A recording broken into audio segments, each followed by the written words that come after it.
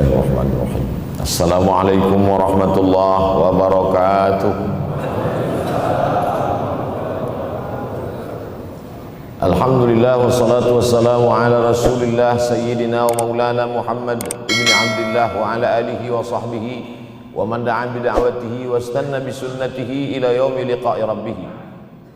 Man shalla subha fi jama'atin, siapa yang salat subuh berjamaah, faka'annama shallal laila kullah, maka dia sama seperti salat sepanjang malam. Man shalla subha fi jama'atin, siapa yang salat subuh berjamaah, kana fi zimmatillah, maka dia sentiasa dalam lindungan Allah Subhanahu wa taala.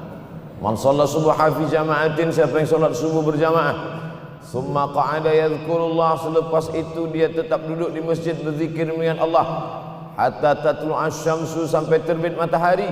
Summa yusalli rak'ataini, kemudian dia salat sunat 2 rakaat, salat sunat isyraq. Kanat lahu ka'ajri hajjatin wa umrah, dia dapat pahala seperti haji dan umrah, tamah, sempurna. Hadis riwayat Imam At-Tirmidzi, hadisnya hadisun hasan. Mudah-mudahan kita istiqamah salat subuh berjamaah. Saya dimaklumkan katanya masjid kita yang cantik dan indah ini setiap subuh memanglah ramai seperti ini. Betul? Insya Allah. Tajuk kita fitnah akhir zaman. Fitnah bahasa Melayu artinya tuduhan tak ada bukti. Tohmah sebenarnya. Fitnah dalam bahasa Arab, coba kita tengok dalam Al-Quran. A'udzubillahi minasyaitonirrajim. Wattaqu fitnah alladzi la tusibanna alladzina zalamu minkum khassah. Takutlah kamu kepada fitnah yang dia tidak akan menimpa kepada kamu yang zalim-zalim saja. Makna fitnah dalam ayat ini bukan fitnah tuduhan tanpa bukti tohmah. Fitnah dalam ayat ini artinya seksa, azab. Maka tajuk kita fitnah akhir zaman. Makna fitnah di sini bukan tuduh. Al-fitnatu asyaddu minal qatl. Fitnah itu lebih kejam daripada pembunuhan. Bukan fitnah menuduh tanpa bukti, tapi maknanya adalah siksa. Orang yang terkena siksa itu lebih menyakitkan daripada dibunuh. Sebab bila dia dibunuh, sekali pancung mati, selesai. Tapi bila dia tersiksa, maka amat sangat menyakitkan. Itulah maka kata ayat Al-Quran, al-fitnatu asyaddu minal qatl. Fitnah lebih kejam daripada pembunuhan, siksa lebih menyakitkan daripada dibunuh. Kalau disuruh pilih siksa apa pilih bunuh? Dua-dua tak nak. Pilih bunuh. Bunuhlah aku. Bila ada orang disiksa, dipotong tangannya, dipotong kakinya, dipotong telinganya, dipotong hidungnya, disuruh pilih nak mana, atau potong kepala sekali. Baiklah potong kepala sekali, sebab dia tak merasakan siksa. Supaya kita faham tentang tajuk kita ini. Tajuk kita adalah fitnah akhir zaman. Jadi makna fitnah di sini bukan tuduhan tanpa bukti, tapi makna fitnah adalah seksa. Akhir zaman. Kalau ada akhir tentu ada awal. Ada setengah kelompok mengatakan dunia ini tiada berawal, tiada berakhir. Kata dia dunia ini qadim, sama seperti Allah Subhanahu wa taala. Kalaulah dunia ini qadim, tentu ada dua yang qadim, ada dua yang kekal abadi. Maka orang yang mengatakan alam ini kekal, tiada berawal, tiada berakhir, dia sudah syirik. Syirik maknanya mengatakan ada dua yang qadim. Allah tiada berawal, tiada berakhir. Dunia tiada berawal, tiada berakhir. Siapa yang mengatakan alam ini tiada berawal, tiada berakhir, maka dia syirik. Orang yang syirik maka tidak diterima amalnya. La in asyrakta, kalau engkau syirik la yahbatanna amaluka. Kalau engkau syirik maka seluruh amalmu akan gugur, tak bernilai di hadapan Allah Subhanahu wa taala. Al-yawma uhilla lakumut thayyibat, hari ini dihalalkan bagi kamu yang baik-baik. Wa ta'amul ladzina utul kitaba halal lakum wa ta'amukum halal lahum. Sembelihan orang Yahudi, sembelihan orang Nasrani ahli kitab halal bagi kamu. Bila kita pergi ke Europe, misal seumpama kita pergi ke Europe, sampai di sana kita tiada mendapatkan makanan kambing, kerbau, sapi sembelihan orang Islam. Dulu kata pensyarah saya masa belajar di Maghribi, kata dia dulu ambil master di UK. Waktu itu susah nak mendapatkan sembelihan orang Islam, maka dia cari sembelihan orang Yahudi. Ada tulisannya di situ kosher, kosher macam label halal, tapi bukan punya orang Islam, punya orang Yahudi. Maka dia ambil daging yang ada tulisan kosher ni, dia potong kecil-kecil, dia masak, dia makan. Kami tanya, Syekh, kenapa makan sembelihan orang Yahudi? Sebab dalam Al-Quran dikatakan al-yawma uhilla lakumut thayyibat, hari ini dihalalkan bagi kamu yang baik-baik. Wa ta'amul ladzina utul kitaba halal lakum, sembelihan orang Yahudi dan Nasrani halal bagi kamu. Menurut mazhab Hanafi, Maliki, Syafi'i. Hanafi, Maliki, Syafi'i. Mazhab Syafi'i, Hanafi, Maliki, Hambali. Hanafi, Maliki, Hambali. Sedangkan mazhab Syafi'i tidak. Sebab kata mazhab Syafi'i, mereka kafir. Mereka kafir. Orang kafir tak boleh dimakan sembelihannya. Laqad kafara alladzina qalu innallaha huwal masih ibnu Maryam. Siapa yang mengatakan Al-Masih anak Maryam itu adalah Tuhan, maka dia kafir. Laqad kafara alladzina qalu innallaha salisu salasah. Kafirlah orang yang mengatakan Allah itu tiga dalam satu, satu dalam tiga. Itu dalil mazhab Syafi'i mengatakan, kecuali yang datuk nenek dia dulu yang memang memegang mazhab itu setelah datang Nabi Muhammad SAW, mereka bersyahadat. Tapi mengapa menurut mazhab Hanafi, Maliki dan Hambali sembelihan mereka boleh dimakan? Karena ada tiga persamaan kita dengan Yahudi dan Nasrani. Pertama, sama-sama percaya kepada Allah, walaupun Allah dia berbeza, tapi sama-sama percaya bahwa ada Tuhan, ada Allah. Yang kedua, percaya Allah mengirim Nabi. Yahudi percaya kepada Nabi Musa, Nasrani percaya kepada Nabi Isa. Maknanya Allah mengirim Nabi. Yang ketiga, ini yang menjadi tajuk kita subuh ini, sama-sama percaya bahwa dunia akan berakhir. Yahudi mengatakan dunia akan berakhir, akan kiamat. Nasrani mengatakan dunia pun akan berakhir, hancur, akan kiamat. Bagaimana dengan Islam? Mahwal iman. Apa itu iman wahai Muhammad sallallahu alaihi wasallam? Antu'mina billah, percaya kepada Allah, wa malaikatihi, percaya kepada malaikat, wa kutubihi, percaya kepada kitab-kitab, wa rusulihi, percaya kepada rasul-rasul, wal yaumil akhir, percaya bahwa dunia ini akan berakhir. Wa tu'mina billah, wa tu'mina bil qadri khairihi wa syarrihi, engkau percaya kepada takdir baik dan takdir buruk. 6. Siapa yang tidak percaya kepada rukun iman yang 6, maka dia tidak lagi diakui sebagai umat Muhammad sallallahu alaihi wasallam. Fitnah akhir zaman. Saya nak menjelaskan tajuk kita subuh ini. Fitnah, terjadi banyaknya siksa-siksa. Akhir zaman, di ujung zaman. Menunjukkan dulu ada awal zaman, sekarang ada akhir zaman. Ada awal masa dunia, kita sekarang sudah berada di ujung dunia. Manakala Nabi Muhammad SAW Isra dan Mi'raj, dia melihat dalam perjalanan Isra Mi'raj itu ada seorang perempuan tua yang sedang bersolek. Jadi perempuan tua bersolek ini sudah nampak Nabi sejak masa Isra Mi'raj lagi. Jadi jangan terkejut bila sekarang nampak ada orang tua bersolek. Dah lama dah. Kata Nabi kepada Jibril, apa itu wahai Jibril? Kata Jibril, itulah dunia. Dunia sudah tua, tapi dia tetap juga ingin menampakkan dirinya muda. Dunia ini sudah tua, tak lama lagi akan hancur binasa. Idza sama'un fatarat, langit terbelah. Wa idzal kawakibun tasarat, planet-planet akan hancur berkeping. Wa idzal biharu fujirat, lautan akan meletup naik ke darat, hancur semuanya. Wa idzal quburu bu'athirat, dan kubur akan dibangkitkan, semua yang ada di dalam tanah ini akan bangkit. Alimat nafsum ma qaddamat wa akharat. Kenapa tanah ini tidak bergulung? Kenapa tanah ini tidak bergoncang? Kenapa kulit tanah ini tetap stabil? Sebab ada pakunya. Seperti kertas yang ditempel di dinding, datang angin kencang. Manakala angin kencang datang, kertas tak bergoyang sebab ada pakunya. Apa paku tanah ini? Surah An-Naba juzuk 30. Wal jibala autada. Kami jadikan bukit-bukit, gunung-gunung sebagai autada, pasaknya. Kalau kita membuat kemah ada tiang. Tiang ini bergoncang. Bagaimana supaya tiang ini tidak bergoncang? Pasang pasak-pasak di tepi tiang. Pasak dunia ini adalah bukit-bukit. Kalau kita menengok ada bukit, maka sebenarnya sepertiganya saja yang ada di atas. Bukit yang besar di atas itu sepertiga, 2/3 bukit terhunjam tertanam ke dalam tanah. Wal jibala autada. Tapi sampai masanya nanti bukit ini akan tercabut. Wa takunul jibalu kal ihnil manfush.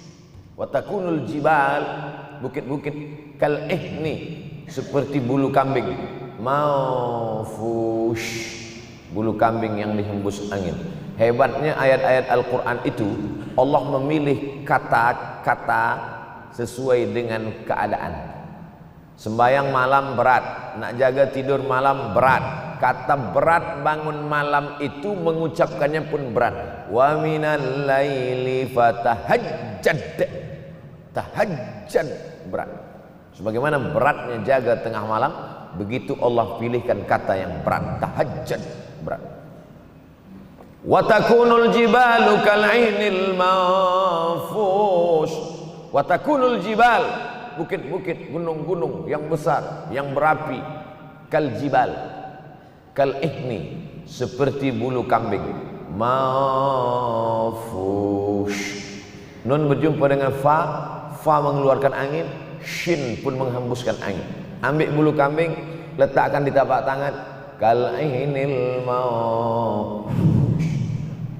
Sebagaimana terbangnya bulu kambing dari tapak tangan yang dihembus angin, begitulah gunung-gunung akan tercabut. Kalau gunung-gunung yang besar, gunung yang dari batu, gunung yang berapi, yang mengeluarkan lahar, itu tercabut dari tanah seperti bulu kambing dihembus angin, bagaimana agaknya kita nanti? Tak tahu entah macam mana. Macam butiran debu-debu, macam butiran tepung yang dihembus angin kencang. Wataran nasa sukara. Selepas gunung-gunung itu tercabut, lalu tanah ini bergoncang, kau lihat manusia macam mabuk. Wataran nasa sukara. Kau pandang manusia macam mabuk. Wa mahum bisukara. Mereka tidak mabuk. Mereka berjalan bergoncang bukan kerana mabuk. Walakin azaballahi syadid. Kerana azab Allah itu amat sangat kuat. Oleh sebab itu dianjurkan membaca tafsir juzuk 30. Syekh Muhammad Abduh, tafsir Al-Munir, tafsir Al-Manar yang ditulis oleh muridnya. Dia bagi tazkirah saja, dia tak ada menulis. Tapi kemudian muridnya Rashid Ridha menulis. Itulah dia tafsir Al-Manar. Dia tidak memulai tafsir dari juzuk 1 Al-Baqarah, tapi dia mulakan juzuk 30. Sebab apa? Sebab mengkaji juzuk 30, amma yatasaalun 'anil naba'il 'azim alladhi hum fi mukhtalifun kalla saya'lamun. Bercerita tentang hari kiamat. Orang kalau sudah bercerita tentang hari kiamat, datang rasa takut, datang rasa cemas, datang rasa khawatir, kita akan mati, dunia akan binasa, apa yang akan kita bawa? Selepas dia mengkaji juzuk 30, datanglah semangatnya, khusyuklah dia solat, datang semangatnya beribadah, datang hilang rasa cinta harta, dia akan berwakaf, berinfak, bersedekah. Maka fitnah akhir zaman ini perlu dikaji selalu supaya kita mendatangkan khusyuk dalam hati, takut dalam hati, ridha menerima keputusan Allah Subhanahu wa taala. Fitnah akhir zaman. Hadis yang saya pilih diambil dari kitab Sahih Al-Bukhari. Pendek saja, Sahih Al-Bukhari. Tapi sebenarnya judul kitab ini panjang. Al-Jami' As-Sahih Al-Musnad Al-Mukhtasar min umuri Rasulullah SAW wa sunanihi wa ayyami. 7. Disebut dia Al-Jami' kerana dia mencakup 3 aspek: akidah, ibadah, akhlak. Al-Musnad kerana hadis-hadisnya bersanad dari Imam Al-Bukhari sampai ke Nabi Muhammad SAW. Ada silsilah. Al-Mukhtasar kerana dia ringkasan, 7.275 hadis sahaja. Padahal hadis Nabi banyak, maka dia ringkaskan, dia kecilkan menjadi 7.275 hadis. Min umuri Rasulullah, semua perkara-perkara Rasulullah. Wa sunanihi, kebiasaan-kebiasaan Rasulullah. Wa ayyamih, hari-hari kehidupan Rasulullah SAW. Disebut Sahih Al-Bukhari. Bukhari bukan nama orang, Bukhari nama kampung, Bukhara, Uzbekistan sekarang. Nama dia Muhammad bin Ismail bin Ibrahim bin Al-Mughirah bin Bardizbah Al-Bukhari. Bardizbah datuk dia yang kelima mu'alaf masuk Islam. Majusi, penyembah api, dari Persia, Iran sekarang.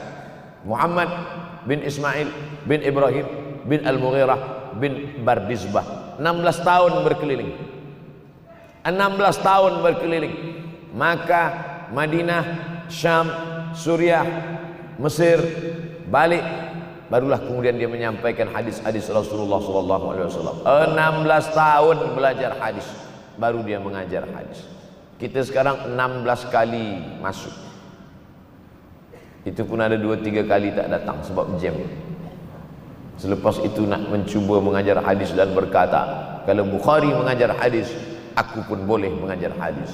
Bukhari makan, aku makan. Bukhari minum, aku minum. Bukhari manusia, aku manusia. Bukhari mengajar hadis, aku mengajar hadis. Betul. Tapi Bukhari mengajar hadis dari kepalanya. Kita mengajar hadis dari laptop. Mati laptop, hilang hadis.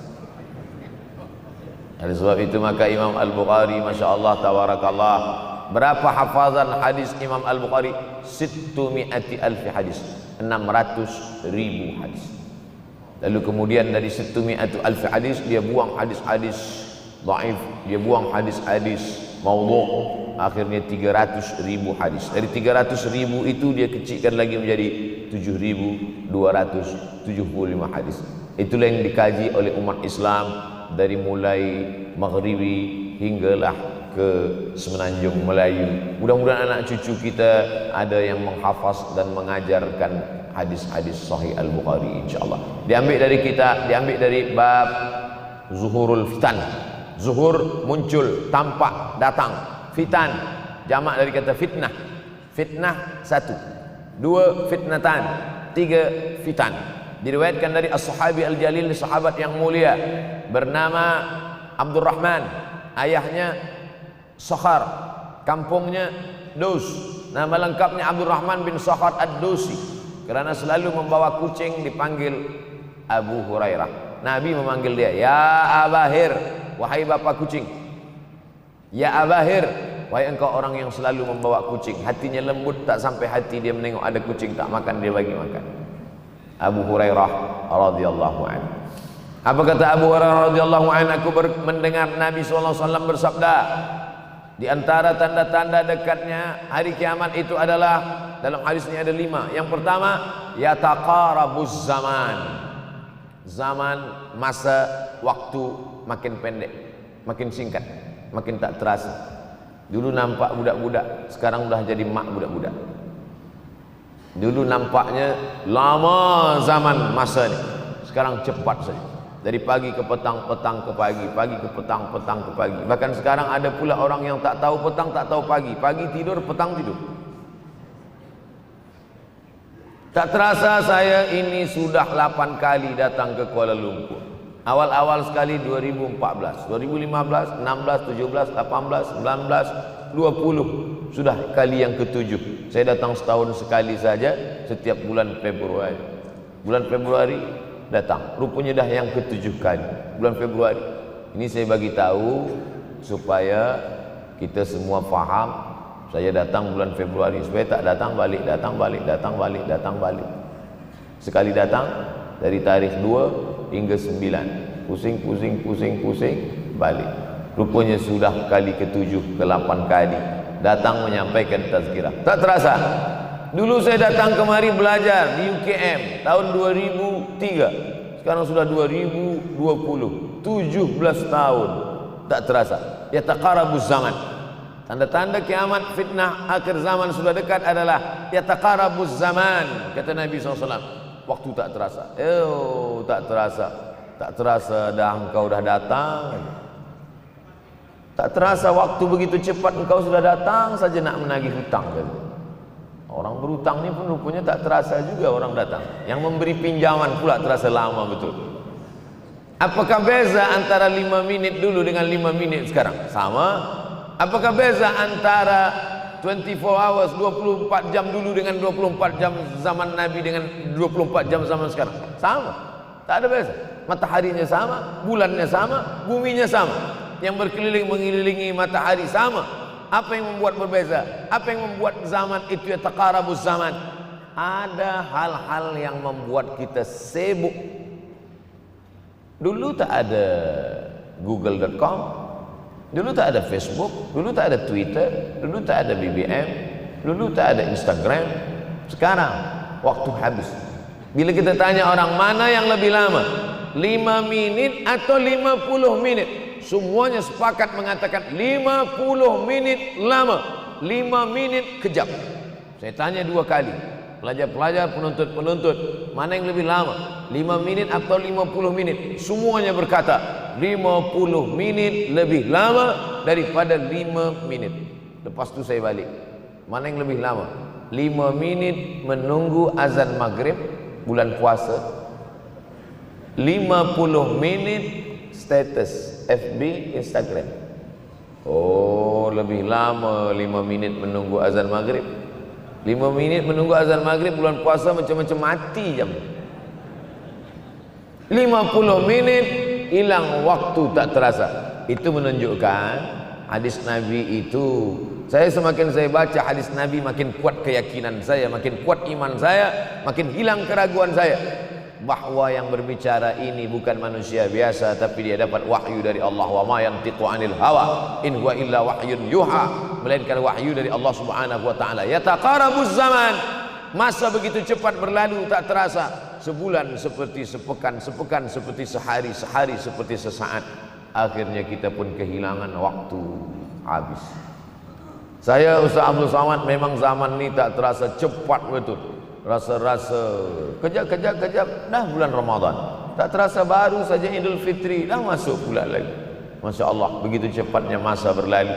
Maka jangan sampai kita, saya semakin saya baca hadis ini semakin kuat keyakinan saya bahwa Nabi Muhammad sallallahu alaihi wasallam mendapat wahyu dari Allah Subhanahu wa taala, semakin kuat keyakinan dan keimanan. Kenapa? Seandainya Nabi berkata zaman nanti di akhir zaman itu semakin cepat, semakin dekat, semakin berlalu tak terasa, tapi kemudian zaman yang kita lalui tak sama seperti yang dikatakan Nabi. Mungkin datang juga keraguan dalam hati, betulkah ini? Tapi ternyata 1441 tahun lampau, 1440 tahun yang lalu Nabi mengatakan, dan hari ini terbukti zaman begitu cepat berlalu. Masya Allah, tabarakallah. Hari inilah ditemukan internet, hari ini datang television, hari ini datang WhatsApp, hari ini datang yang melalaikan kita daripada Allah Subhanahu wa taala. Sehingga waktu datang sembang-sembang, cerita-cerita, tengok ini, update ini, tulis ini, tengok ini, pandang ini, habis waktu berlalu. Padahal waktu inilah yang akan ditanya oleh Allah Subhanahu wa taala. 6 kali Allah bersumpah demi waktu. Terbit fajar, wal fajri wa layalin nashr, masuk waktu subuh, was subhi idza tanaffas, masuk waktu duha, wad duha wal laili idza saja, masuk waktu siang, wan nahari idza tajalla, masuk waktu asar, wal asri innal insana lafi khusr, masuk waktu malam. 2 kali Allah bersumpah demi waktu malam, wal laili idza saja wal laili idza yaghsha. Kenapa hadis ini yang Ustaz bahaskan? Kami nak mendengar hadis tentang Dajjal dah lahir atau belum? Dajjal dah hadir. Mana bukti Dajjal dah hadir? Kurma bisan tidak lagi berbuah. Bila kurma bisan tidak berbuah, Dajjal dah nak datang. Kurma bisan sekarang sudah berkurang, tak berbuah. Lalu kemudian apa lagi? Ain Zuhar, mata air dari Ain Zuhar sudah kering. Sudah kering. Oleh sebab itu, tapi manakala dulu datang Habib Umar bin Hafiz, saya hadir majelis itu, adalah seorang bertanya, Habib, ya, Imam Mahdi dah lahir atau belum?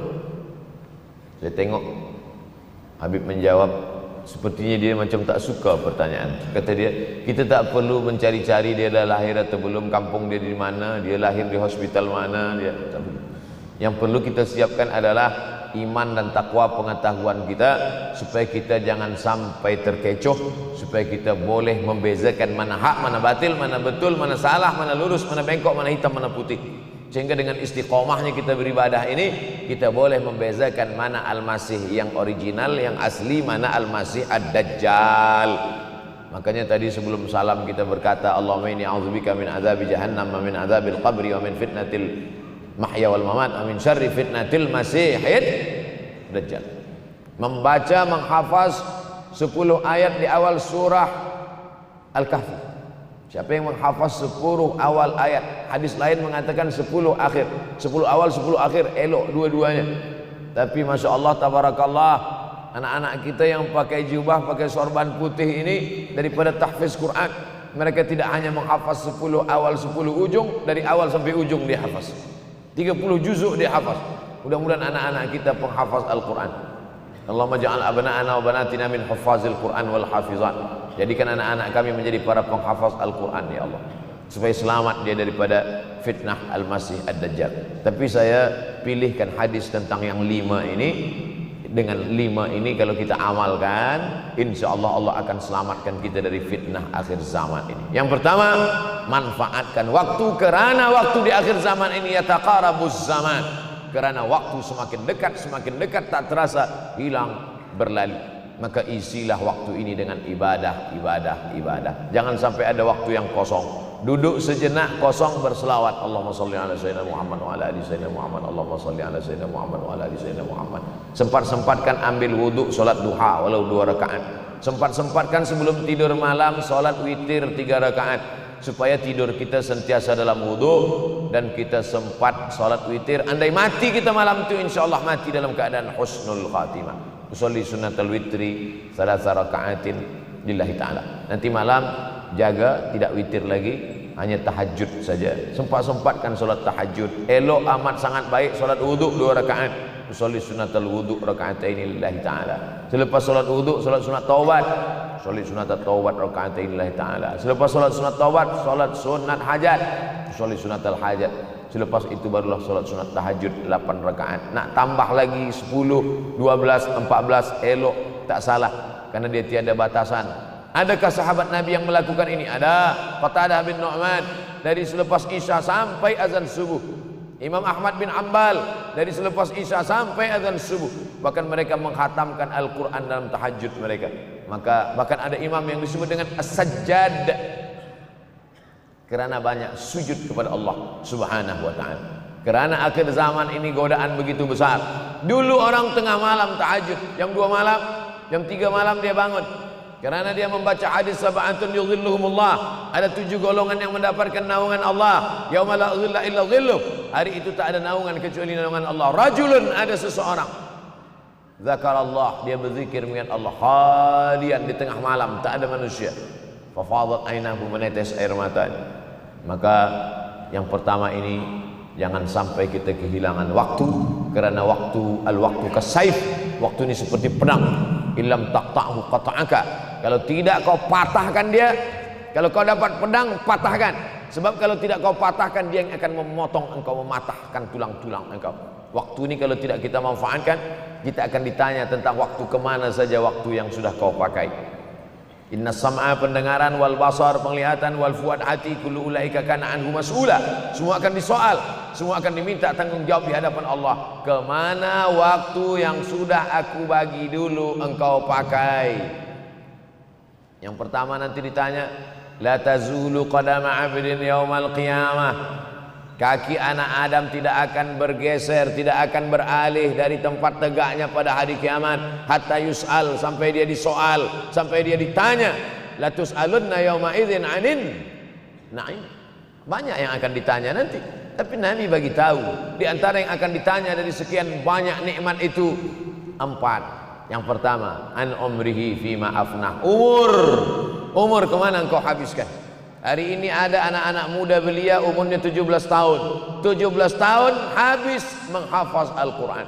17 tahun habis iktikaf dalam masjid. 17 tahun habis berzikir, berjubah, bersorban, mengabdikan ilmu, berkhidmat kepada ulama. 17 tahun habis. Tapi ada pula yang dibalik 71 tahun habis. Rumah, office, kopi, rumah, office, kopi, rumah, office, kopi, batuk, mati habis. Apa yang dapat kita bawa menghadap Allah SWT? Yang pertama, yataqarabuz zaman. Yang kedua adalah wa yanqusul ilmu. Ilmu semakin berkurang. Kalau sudah ilmu berkurang, apa yang bertambah? Jahil. Kalau ilmu bertambah, jahil berkurang. Kalau ilmu berkurang, jahil bertambah. Mana ada orang jahil cakapnya didengar orang? Saya dulu awal-awal membaca hadis ini, wa yanqusul ilmu.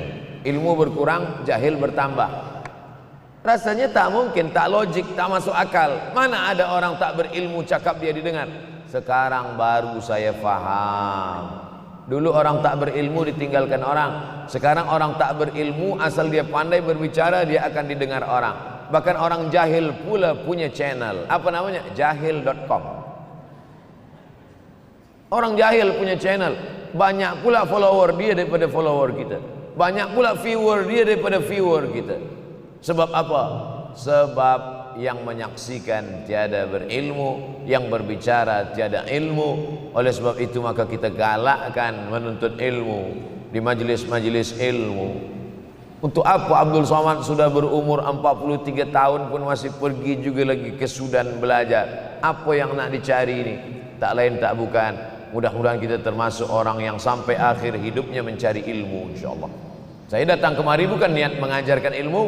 Saya datang ke Malaysia tetap niatnya belajar mencari ilmu. Man salaka tariqan, siapa yang melangkahkan kaki melalui suatu jalan, yaltamisu fihi ilman, siapa yang melalui suatu jalan niatnya untuk mencari ilmu, sahalallahu lahu bihi tariqan ilal jannah, dimudahkan Allah jalannya menuju surga. Innallaha la yantazi'ul ilma intiza'an. Innallaha la yanzi'ul ilma intiza'an. Allah kalau mencabut ilmu, bukan macam mencabut pokok kayu dari tanah. La yantazi'ul ilmu intiza'an. Allah tidak mencabut ilmu macam mencabut pokok kayu dari tanah hingga ke akarnya, tidak. Lalu bagaimana ilmu ini dicabut? Biqabdil ulama. Dengan matinya ulama maka habislah ilmu. Meninggal Imam Syafi'i, berkurang ilmu. Meninggal Imam Nawawi, berkurang ilmu. Meninggal Imam Fulan, berkurang ilmu. Maka yang hadir adalah al-juhala. Yang lebih menakutkan lagi adalah al-juhala bi thawbil ulama. Orang jahil dengan pakaian ulama. Abdul Somad tidak mengatakan dirinya ulama. Saya selalunya membacakan ayat Quran, membacakan hadis Nabi, menyampaikan fatwa ulama. Tak pernah saya berteramah, bertausiah menurut saya. Siapa saya? Siapa kita? Syafi'i manusia, saya manusia. Syafi'i boleh berfatwa, saya juga boleh berfatwa. Imam Syafi'i berfatwa Al-Quran 30 juzuk dalam kepala dia. Kita juzuk 30 pun kadang-kadang hilang. Imam Syafi'i balik dari masjid ke rumah, dia tutup telinga. Datang orang bertanya, Syafi'i, ya, kenapa engkau tutup telinga? Sebab bila aku dengar dari masjid ke rumah, semua yang aku dengar masuk tu semua aku ingat. Aku takut dia ingat di dalam, maka aku tutup. Kita yang saya sampaikan tadi pun tak ingat. Oh, Ustaz mengejek kami, enggak. Jangankan yang mendengarkan, yang bercakap pun tak ingat. Nasib baik datang orang Jepun mengingatkan kita. Nah, ini nama dia Sony. Manusia ini lupa. Oleh sebab itu maka yang kedua akhir zaman, wa yanqusul ilmu, ilmu makin kurang. Maka bersyukur anak-anak yang dimasukkan ke rumah tahfiz. Kalau ada rumah tahfiz di kampung biasa, kalau ada rumah tahfiz di desa, dusun biasa, tapi ada tahfiz di tengah kota besar Kuala Lumpur, masih ada lagi rumah tahfiz Quran. Siapa yang mewakafkan rumah tahfiz? Siapa yang memberikan beras? Siapa yang memberikan duit? Siapa yang memberikan belanja? Siapa yang mengirimkan ustaz? Masya Allah, tabarakallah. Maka ini semua mudah-mudahan kita istiqamah semuanya insyaAllah. Supaya apa? Supaya lahirlah anak-anak kita yang alim, berilmu. Karena ini makin banyak orang jahil. Al-ftau bi ghairi ilmin, memberikan tazkirah, fatwa tanpa ilmu. Dhalla wa adalla, dhallu wa adallu, sesat, menyesatkan. Kalau setakat sesat saja ini sudahlah sesat. menyesatkan. Nauzubillah. Masuk yang ketiga. Yang ketiga adalah wa yanqusul ilmu, setelah habisnya ilmu-ilmu ini semua dicabut oleh Allah Subhanahu wa taala. Lalu kemudian setelah ilmu dicabut Allah Subhanahu wa taala, wa yulqas syuh. Wa may yuqashuh, sin dengan hak kecil. Wa may yuqashuh nafsihi fa ulaika humul muflihun. Siapa yang selamat daripada sifat syuh, itulah orang yang beruntung. Hayya 'alal falah, mari kita menuju keberuntungan, kemenangan. Siapa orang yang menang? Selamat daripada sifat syuh. Ada orang menerjemahkan syuh ini pelit, bakhil. Bakhil ada yang lebih parah daripada bakhil. Syuh. Bakhil ini, bakhil tidak ingin memberikan uangnya untuk orang lain. Itu bakhil. Dia ada uang 10 ringgit. Uang itu hanya dia makan saja. Dia tak mau walaupun setengah sen kepada orang lain. Itu namanya bakhil. Kalau syuh ini, duit dia simpan, duit orang pula dia makan. Nah, itu syuh. Jadi lebih parah lagi. Oleh sebab itu, kalau sudah ilmu ini dicabut, orang menjadi jahil, maka datang penyakit syuh yang ketiga. Apa itu syuh? Hubbud dunya, hubbul mal, wa tuhibbul mala hubban jamma. Engkau sayang kepada harta amat sangat sayang. Dia pegang semuanya sampai tak meleleh, tak menetes walaupun satu tetes. Akhirnya mereka inilah pendusta-pendusta agama. Ara'aital ladzi yukadzibu biddin. Tahukah kamu siapa itu yang mendustakan agama? Fadzalikal ladzi yad'ul yatim. Mereka itu yang membiarkan anak yatim. Wala yahuddu ala ta'amil miskin. Dia tidak mempedulikan makanan orang miskin. Sebab apa? Bukan sebab tak ada harta, sebab syuh. Kenapa syuh? Sebab tak ada ilmu. Tak ada ilmu tentang akhirat. Dia pegang, dia simpan, mati, habis. Yang dia bawa hanyalah 1, 2, 3 helai kain kafan saja. Itulah mengapa Sultan Turki, Sultan Muhammad Al-Fatih, Sultan Abdul Hamid. Coba tengok gambar Sultan Muhammad Al-Fatih, Sultan Abdul Hamid Turki dulu. Sorban dia besar-besar. Saya dulu terkejut, lama saya tengok, kenapa sorban orang Turki ini besar-besar. Lama-lama saya baca, rupanya sorban orang Turki itu kain kafan. Tuan-tuan balik dari sini beli kain kafan 2 meter, ikatkan kepala, bawa semayang supaya ingat mati. Bolehkah menyiapkan kain kafan? Baca kitab Tambihul Mughtarrin, peringatan bagi orang-orang yang tertipu. Di situ ditunjukkan banyak ulama, bahkan mereka menggali tanah di dalam rumahnya. Malam-malam dia tahajud, selepas tahajud dia duduk di dalam tanah itu supaya terasa bagaimana rasanya mati. Gali tanah 2 meter, masuk ke dalam. Tapi kalau nak buat itu kita saja dengan Allah. Jangan pula, banyak juga orang sekarang udah gali tanah masuk ke dalam, streaming pula. Hai guys, nak rasakan mata? Mana boleh terasa? Kita saja masuk ke dalam, rasakan macam mana rasa. Sebab kalau cakap saja, marilah kita ingat mati, takutlah kita pada mati. Kita tak tahu bagaimana rasa mati. Kalau nak merasakan bagaimana rasa mati, nanti kalau ada orang mati meninggal dunia, masuk kita ke dalam, kita sambut jenazah, kita letakkan, kita duduk, rasakan. Ketika Fatimah meninggal, Fatimah emak Sayyidina Ali meninggal, Nabi masuk ke liang lahat. Masuk Nabi ke liang lahat, Nabi berdoa di dalam. Ketika Utsman bin Maz'un meninggal, Nabi masuk ke dalam. Nabi pegang jenazah Utsman bin Maz'un, meleleh air mata Nabi turun ke misai, turun ke janggutnya, turun menetes sampai ke bawah. Merasakan bagaimana rasanya di dalam. Dulu saya pernah berjumpa dengan seorang pemuda, telinga dia pakai anting subang. Lalu kemudian saya tengok banyak tato dia. Saya tanya, macam mana cerita awak bertaubat dulu? Mak saya meninggal, Ustaz Abdul Somad. Lepas tu saya tegak di tepi kubur. Macam ada yang menolak saya dari belakang, masuk saya ke dalam. Masuk itulah terasa sejuk di kaki. Datang rasa takut saya. Makanya kalau ada orang yang sudah kita bagi tazkirah, bagi nasihat tak juga, nanti ada orang meninggal, bawa dia agak dekat, senggolkan sikit, jatuh.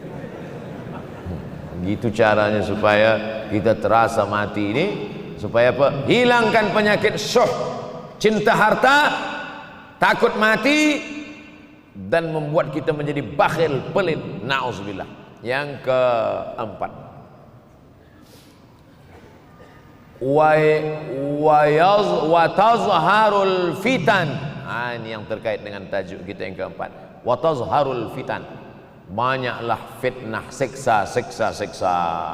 Dulu masa saya kelas 1 madrasah tahun 1990, berkumpullah kami bersama-sama dengan cikgu mengkaji masalah apa? Masalah Bosnia Herzegovina, mengamuk Slobodan Milosevic, menghancurkan umat Islam di Bosnia. Sampai ada yang meminta fatwa kepada Syekh Yusuf Al-Qardawi, bolehkah perempuan yang perempuan Bosnia yang dirogol tentara Serbia hamil, bolehkah dia menggugurkan anaknya? Kata Syekh Yusuf Qardawi, tak boleh. Maka dia biarkan saja anak itu lahir dan dia tidak dianggap berdosa karena ini sudah takdir Allah SWT. Bagaimana mereka dibunuh?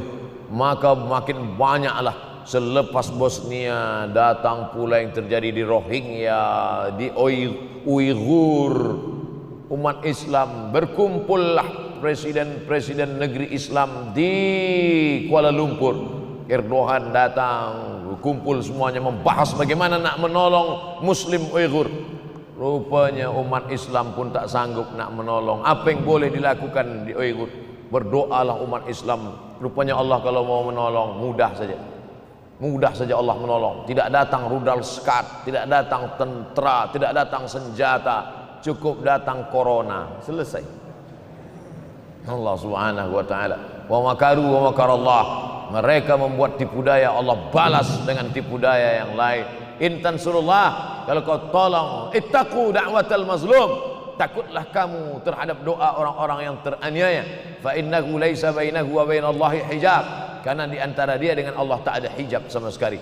Wa yakthurul wa tazharul fitan, banyaklah fitnah.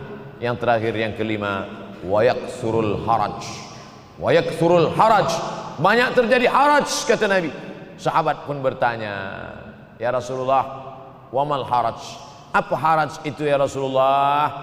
Kata Nabi SAW, al haraj al qatlu, nanti di akhir zaman itu akan banyak pembunuhan. Dulu pun banyak juga pembunuhan, tapi tak banyak sekarang.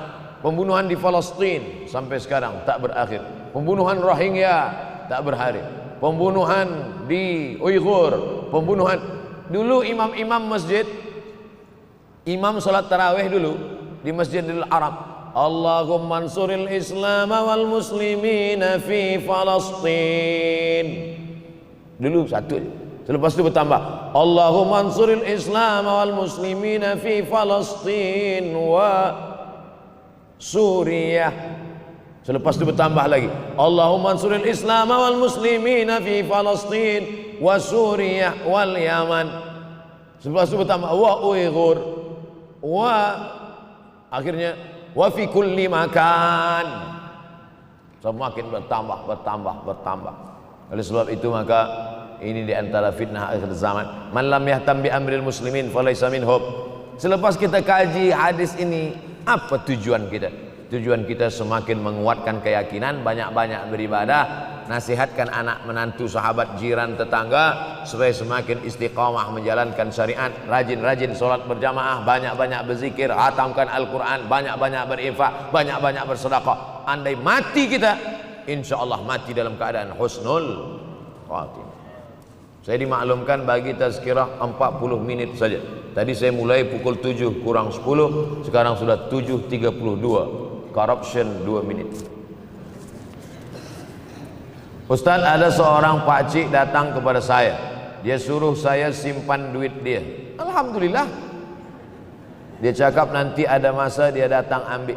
Tapi sampai sekarang sudah 1 tahun pakcik itu tak sampai duit dia banyak. Yang saya nak tanya, bagaimana saya nak pulangkan duit dia sementara saya tak tahu nama dia dan dia ahli keluarga dia di mana. Akan datang, mana tahu datang lagi pakcik macam ni juga. Mana tahu macam ini, bukan dia. Tapi macam ini datang, tanyalah nama dia, nombor telefon, IC anak dia. Tapi rasa-rasanya saya dah 43 tahun belum jumpa dengan Pak Cik macam ni lagi. Unik. Sebab apa? Ini terkait dengan masalah harta. Wadi'ah. Wadi'ah adalah barang yang kita titipkan, yang kita wasiatkan, yang kita pesankan. Banyak orang masalah harta ini susah. Menguji emas dengan api, menguji manusia dengan harta, dengan uang. Disitulah baru nampak mana kawan, mana lawan kalau sudah terkait dengan benda, dengan materi, dengan harta, dengan duit, dengan uang. Oleh sebab itu maka tulis, ini barang dah jadi dah. Lalu bagaimana? Kita tak tahu dia di mana. Maka cari ahli warisnya. Ahli waris tak jumpa juga, balikkan kepada masalih ammah. Masalih ammah maknanya yang dipakai umat Islam secara umum. Masjid, hospital, anak yatim, usia emas, fakir miskin, bagikan kepada mereka. Bila kita ada pinjam uang orang, selepas 10-15 tahun kita nak bayar, kita tak tahu dia di mana. Anak cucunya pun sudah tak ada. Awak dah cari dia? Sudah Ustaz. Kamu dah cari anak menantu dia? Sudah. Di mana kamu cari? Di Google. Mana dapat? Carilah ke kampung dia. Tak dapat juga, maka diberikan kepada masalih ammah. Masalih ammah, kepentingan orang banyak. Kepentingan orang banyak, masjid, hospital, anak yatim, fakir miskin, orang banyak. Bolehkah saya bagi ke tahfiz? Boleh. Sebab tahfiz juga masalih ammah, orang banyak. Saya Fulan bin Fulan. Sekarang sudah terjadi banyak tanda-tanda kiamat kecil. Apakah antara tanda-tanda kiamat besar dan amalan yang boleh? Di antara tanda kiamat besar, datangnya Al-Mahdi, datangnya Al-Masih Dajjal, turunnya Isa Al-Masih, keluarnya binatang yang berbicara kepada manusia, terbitnya matahari dari barat. Tanda-tanda besar. Kita tidak disuruh mencari-cari, menunggu-nunggu, menengok-nengok. Allah Ta'ala bagi tahu itu, Nabi bagi tahu itu supaya kita siap-siap. Kalau kita dibagi tahu kamu akan mati, Abdul Somad kamu akan mati, bukan saya nak cari-cari bila saya mati, lalu kemudian saya datang ke doktor, doktor tolong cek jantung saya kira-kira tahun berapa saya mati. Bukan. Bila kita dibagi tahu kamu akan mati, maka yang perlu kita siapkan adalah bekal untuk mati. Begitu juga dengan kiamat ini. Dunia akan kiamat. Bukan kita cari tahu bila kiamat akan terjadi, tapi maknanya kita siapkan bahwa rumah kita yang besar akan hancur, bahwa kereta kita yang cantik akan hancur, bahwa kita pun akan hancur dimakan cacing tanah. Maka siapkanlah bekal untuk menghadap hari kiamat. Itu maknanya. Yas'alunaka 'anis sa'ati ayyana mursaha. Mereka bertanya kepadamu bila hari kiamat. Qul la ya'lamuha illahu. Yang tahu hanya Allah sahaja. Manakala Nabi sedang sampaikan tazkirah, ada seorang bertanya, "Ya Rasulullah, mata sa'ah? Bila terjadi hari kiamat?" Nabi tak ada jawab. Nabi tanya balik, "Ma'adatalaha?" Nabi tak jawab. "Ma'adatalaha?" Apa yang kamu siapkan untuk menyambut hari kiamat itu? Apa jawab dia? "Hubbullah wa rasul. Hubbullahi wa rasulih." Aku cinta kepada Allah dan Rasulullah. Kata Nabi SAW, cintamu kepada Allah dan Rasulullah SAW sudah menyelamatkanmu. Maka yang perlu dari pertanyaan jamaah kepada Nabi itu menunjukkan apa yang sudah kita siapkan untuk menghadapi hari kiamat. Ustaz Abdul Somad, saya nak bertanya, kita akan jumpa bulan Rajab dan Sya'ban. Puasa sunat apa saja yang dikerjakan di bulan Rajab dan Sya'ban?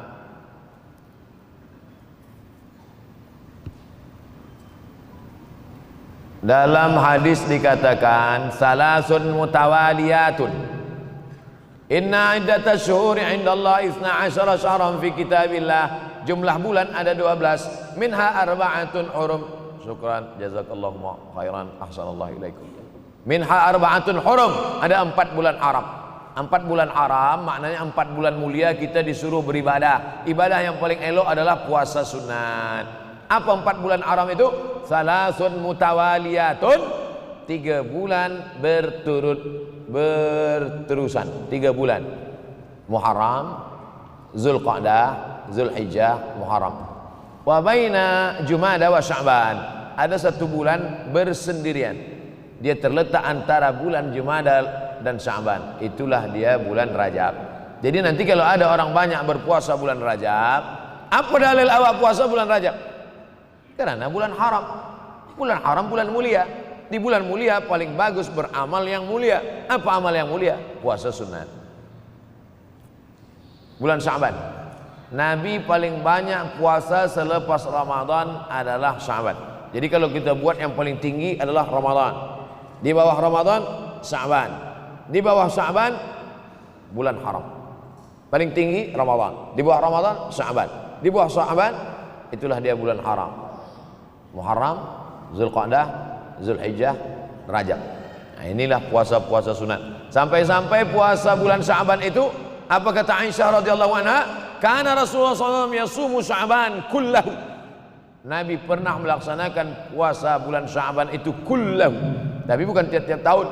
Bukan maknanya tiap tahun Nabi bulan puasa Sya'ban itu full satu bulan, tidak. Makna kullahu mu'azzamahu, sebagian besarnya. Makna kullahu pernah satu bulan Sya'ban dia puasa full, tapi tidak tiap tahun. Oleh sebab itu banyak-banyak puasa sunat ini elok. Banyak sekarang orang puasa tapi bukan lillahi ta'ala. Puasa nawaitu shauma ghadin, diet. Niatnya takkan Allah. Berniat puasa karena Allah, dietnya dapat. Berniat diet, Allah tak dapat. Oleh sebab itu maka luruskan niat. Innamal a'malu binniyat. Apa doa untuk lembutkan hati seorang lelaki yang kita sayangi? Salat sunat hajat. Usolli sunnatal hajat. Hajatnya apa? Dalam hati. Jangan cakapkan di situ. Usolli sunnatal hajat, nak lembutkan hati si fulan. Sembayangnya di masjid pula. Dengar kawan sebelah, siapa kata dia? Dalam hati. Allahu Akbar.